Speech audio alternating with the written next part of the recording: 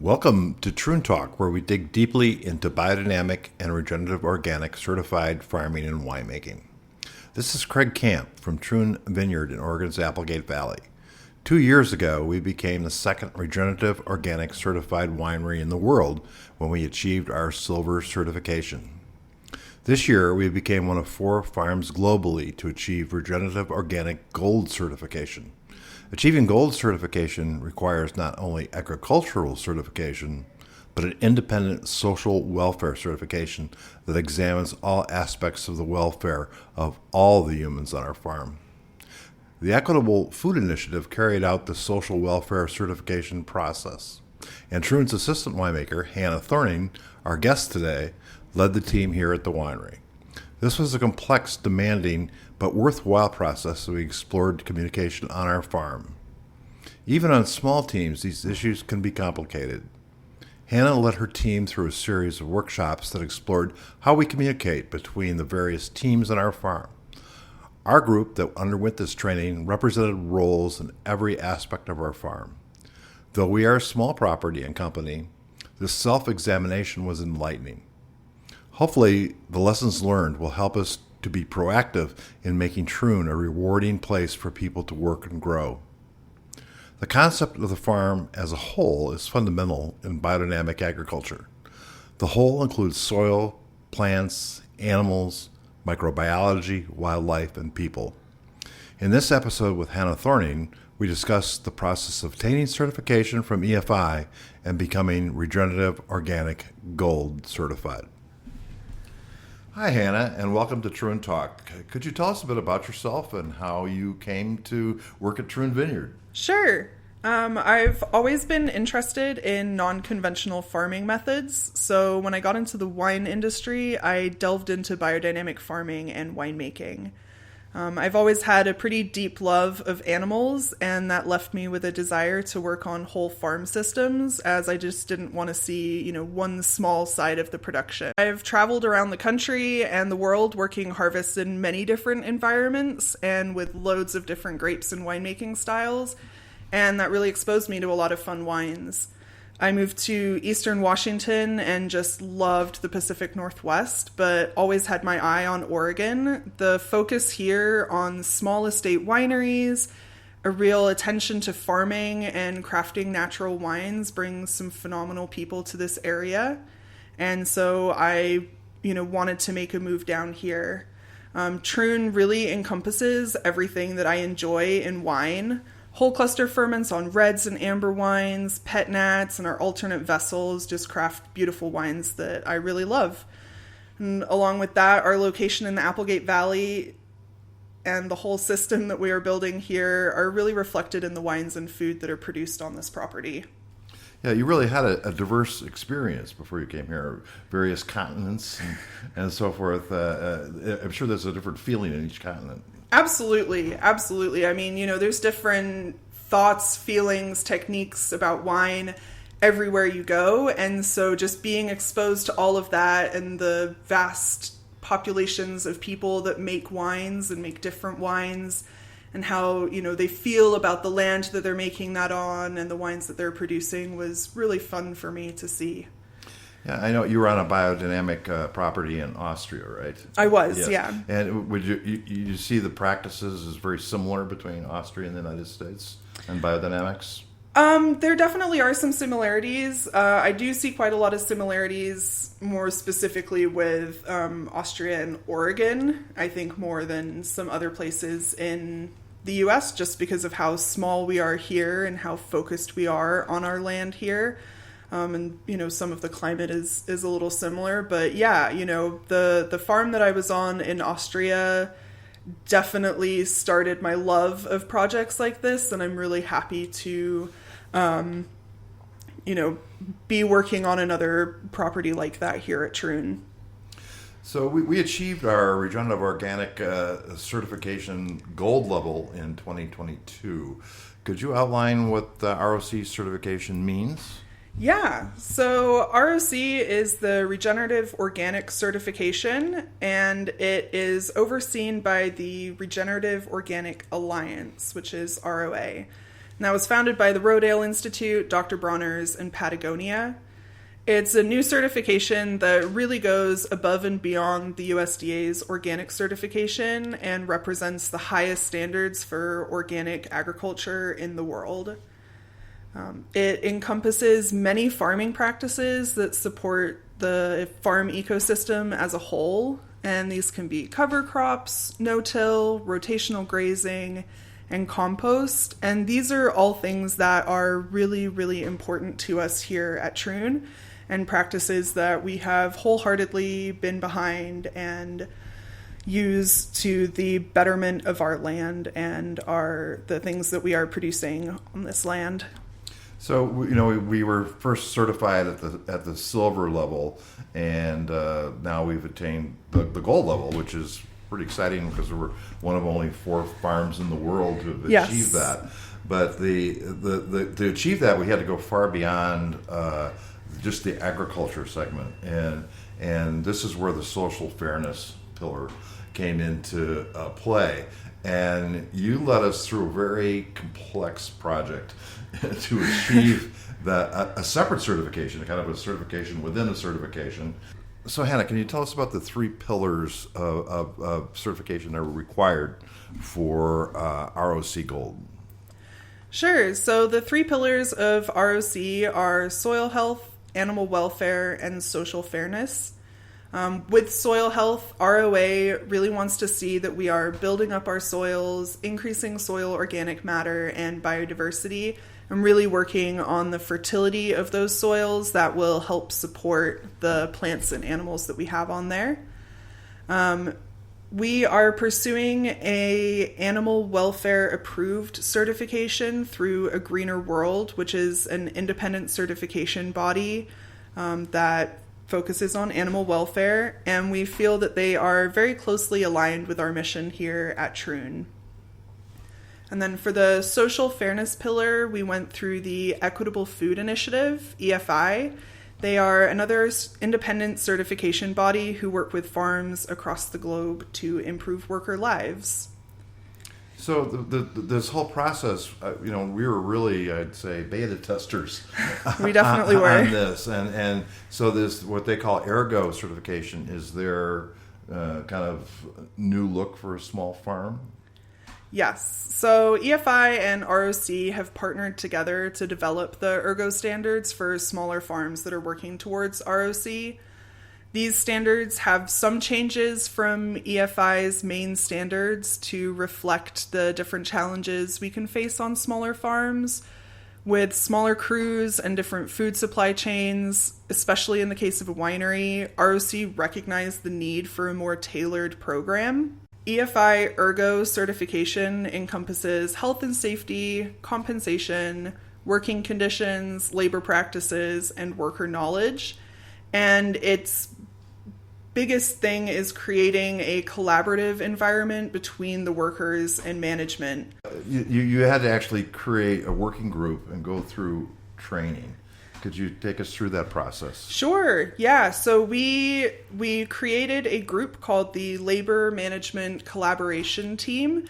And this is a group of workers and management representatives from all across the company. So we had every department represented within this. We got together and went through a training on conflict resolution, on reaching out to our coworkers, on all of our Ergo standards that our farm will be pursuing, and just kind of coming together as a team and learning strategies to effectively communicate with our workers and with, any issues that arise with management. Yeah, so you went through various training sessions with them. Could you kind of describe, maybe give a specific example of the type of training you did? My big takeaway from these trainings that we had with the LMC was the importance that communication has for improving the work standards and improving the lives of our workers. They now feel like they have the voice and are empowered to truly be a part of the system that we are building here. So we're all, it's no secret that there's a lot of mistreatment of farm workers throughout the agricultural industry. Do these programs, I think, help really highlight that issue and bring it to the forefront? Absolutely, absolutely. I mean, agriculture in this country is definitely an industry that has a lot of room for mistreatment of workers. And my hope is really that with certifications like EFI and ROC, we can not only heal the land that we're working on, but improve the standards of our workers. You know, these are very new certifications that we have that are gaining massive traction. And I think with that, we will see people being more aware of how workers are treated in agriculture, where their food comes from, how it gets to their plate, and will start fighting for more farms to go through these certifications and just increase the awareness of what they can bring to our industry. The fact that this was actually really a pilot project for EFI must give you a sense of satisfaction that you were able to help push this forward. Absolutely, absolutely. I mean, we are the second vineyard in the world to get the ROC Gold. So this is incredibly new and something that definitely meant a lot to me. You know, so many of the certifications out there focus so heavily on the land and on the animals that are part of the system, but completely forget about the workers who I think are the most integral part of that system.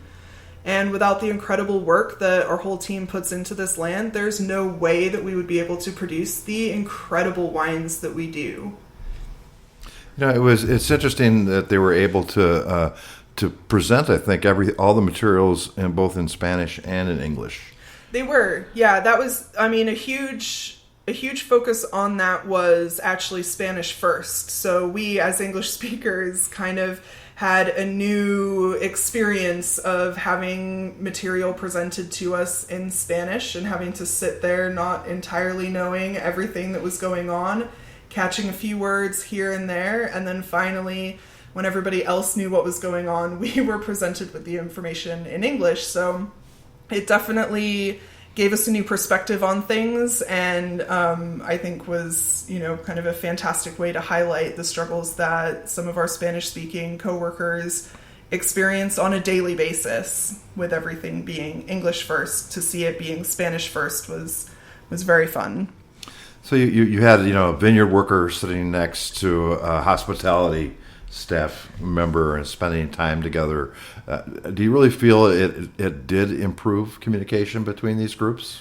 Definitely. Absolutely. I mean, like you said, you know, bringing people from different departments who know each other kind of maybe at a distance, bringing them into the same room and really increasing that relationship that they had with each other, I think just adds so much vitality to this project, where everybody's invested in the lives of everybody that they work with, and just kind of has a better understanding of, you know, where their job fits into the larger picture of what we're doing here at Troon. So, I mean, this was a significant investment of time and effort by your group. How do you think how to convince other farms that this effort is worth it? I think the results that we will have will definitely help convince people that this is worth it. You know, increasing the quality of life of our workers is a huge thing, and the vibrancy that it brings to the project that we're doing here, I think, speak for themselves. It definitely was a huge commitment, but I think in this industry, in this environment that we are in today, it is an incredibly important step that we need to make, and we can't look at the time commitment that it says and put it off because of that, because this is something that is incredibly important to our current world that we are living in. And I think that people are starting to recognize that, and it is starting to be conversations about that, and you can look at us and see that this time commitment that we have taken to do this was absolutely worth it. So I know social issues are very important to you. You're very involved and aware of what's going on in the world. What does this type of project mean to you as a person, to be able to lead this type of project? I mean, this project is huge for me. You know, I think that people are by far the most important part of any system that we have across all industries, and agriculture, you know, has not done very well with its treatment of workers. And to be part of something that is working on that and trying to change the lives of some people that we work with and to change the industry as a whole is huge, because we have to start somewhere. And this is the spot for us to start. And it's been really worthwhile for me to be in on this project as it kind of starts, and as EFI and ROC are really setting off on this task and on this adventure of changing the agricultural industry as a whole, you know, because I think that that is incredibly important for us as the world moving forward, is realizing that people are important and they are the integral part of this system that we are in and that we are working within. So we've been talking a lot about the Regenerative Organic Certification, because this process was part of that required to achieve the gold level. But I think it's kind of interesting as a biodynamic farm, the whole holistic whole farm concept of agriculture, which defines biodynamics. People don't often think about the people. They think about the dirt and the plants and the animals and things like that, but people are part of the farm too. Absolutely. And I think that's really where ROC comes in and kind of takes up the reins, and I think why they are such a fantastic certification, because they do really look at the farm as a whole. You know, we have all of these other certifications that are so focused on such a small part of what we are doing and kind of really glossing over such a large part of it, which is the people. And without the people, nothing, you know, our biodynamic farm would not be running the way that it is. You know, nothing would kind of be happening on that. And so I think that is the beauty of ROC, that they are putting that at the forefront. There is no way to kind of get around, you know, the people aspect of it, and to, you know, maybe ignore the worker for the sake of the land, or ignore the worker for the sake of the wine. You know, you have to, at this time, force people to, you know, look out for their fellow man and kind of take everything into account and really look at what they're doing as it reflects on everybody that is a part of that system. Yeah, I've always thought, you know, people always talk about how we change the health of the soil, we make our plants healthier. But I think one of the things I've always noticed is that by going through this process for ROC and biodynamics, is you actually change the culture of the people in the company, and I think again that's an essence of what makes better wine and better farming. Definitely. Yeah, I think that you can taste the love that all of us here, every single person who puts their hands on any of these vines or any of these vegetables, I definitely think that you can taste the love that we all have for what we are doing here in the products that come off of this property. You know, our wine is vibrant, it is beautiful, and I think that is a reflection of the love that everybody here has for what we are doing. So Hannah, as you're a winemaker, I think we should talk about wine a little bit. We've got some new wines coming up shortly in the next bottling. I know you're very excited about it. Could you just kind of give us a little overview of what's coming? Yeah, we have some incredibly fun wines coming up at this bottling that we will be doing in July. We have some new white wines coming online. We're going to be having some more Vermentino, some more of our Druid's White blend. We will be having quite a few Syrahs coming into bottle as well, which is incredibly exciting for us. We will have the last of our old blocks of Syrah coming out as our Siskiyou Syrah, which is going to be Just a phenomenally beautiful wine. And then, very excitingly, in September, we have our bottling coming up at the beginning of harvest, when we will be bottling some of our really fun alternative vessel wines. So we'll be having our amber amphora coming out. We'll be having our concrete fermented and aged Rousson and our amphora aged Mourvèdre. So we've got a lot of really exciting things coming up.